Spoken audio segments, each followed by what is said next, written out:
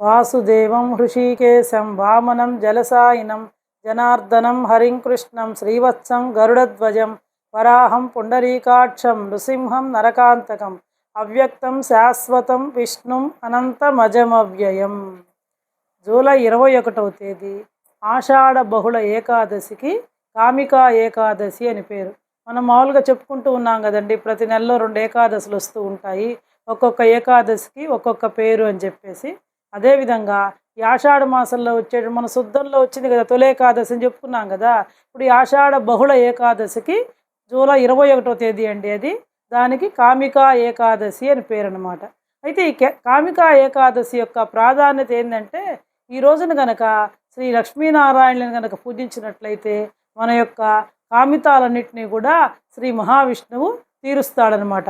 కామితాలన్నీ తీరుస్తాడు కదా అంటే ఏ కోరికలు పడితే ఆ కోరికలు కాదండి, ధర్మబద్ధమైనటువంటి సత్ప్రవర్తన గల కోరికలను గనక మనం శ్రీ మహావిష్ణువుని గనక పూజించి భక్తి శ్రద్ధలతో గనక పూజించి ఆయన గనక కోరినట్లయితే ఆ కోరికలన్నింటినీ కూడా శ్రీ లక్ష్మీనారాయణులు ఇద్దరూ కూడా మనకి తీర్చడం అనేటువంటిది జరుగుతుంది. కాబట్టి యథాప్రకారంగా మనం చెప్పుకున్నట్టుగా ఏకాదశి నాడు ఉపవాసం ఉండి శ్రీ లక్ష్మీనారాయణులను పూజించి ద్వాదశి నాడు పారణ చేసినట్లయితే మనకి శ్రీ మహావిష్ణువు యొక్క అనుగ్రహం కలుగుతుంది.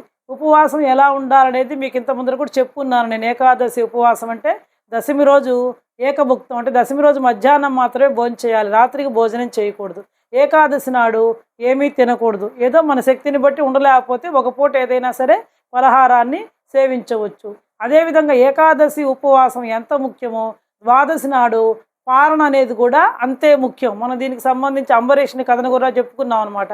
కాబట్టి ద్వాదశి గడియలు దాటకుండగానే ద్వాదశి పారణ అనేటువంటిది చేయాలన్నమాట. ఇంక ఈ వ్రతము అనేటువంటిది ఎవరు నలుగురిని పిలవడమా చేయడమా ఇదంతా కూడా మన శక్తికి సంబంధించినటువంటిది. కాబట్టి ప్రతి ఒక్కళ్ళు కూడా ఈ ఏకాదశి ఉపవాసం ఉండి శ్రీ మహావిష్ణువు యొక్క అనుగ్రహాన్ని పొందాల్సిందిగా కోరుకుంటున్నాను. కాబట్టి ఏకాదశి రోజు మీరందరూ కూడా ఉపవాసం ఉండి శ్రీ లక్ష్మీనారాయణని కనుక భక్తితో కనుక పూజించినట్లయితే మీ యొక్క కామితాలన్నింటినీ కూడా ఆయన ఖచ్చితంగా కూడా భగవంతుడు మన నమ్మకం కావాలండి, భక్తి నమ్మకం విశ్వాసం ఉండాలి భగవంతుడి పట్ల. ఇవి చేస్తే తీరుతాయా అంటే ఖచ్చితంగా తీరుతాయి. మనం చేసే భక్తిలో ఉంటుందన్నమాట. ఏది కూడా మన యొక్క భక్తి విశ్వాసం నమ్మకం ఇవన్నీ కూడా మనకి పుష్కలంగా కనుకుంటే భగవంతుడు కూడా మన కోరికల్ని అదే విధంగా తీర్చడం అనేటువంటిది జరుగుతుంది. కాబట్టి ప్రతి ఒక్కళ్ళు కూడా ఏకాదశి వ్రతాన్ని ఆచరించాల్సిందిగా కోరుకుంటూ సెలవు తీసుకుంటున్నాను. ఓం నమో నారాయణాయ. కాబట్టి ప్రతి ఒక్కళ్ళు కూడా నా ఛానల్ని లైక్ చేసి సబ్స్క్రైబ్ చేసుకొని షేర్ చేయాల్సిందిగా కోరుకుంటున్నానండి. ఓకే, బాయ్ అండి.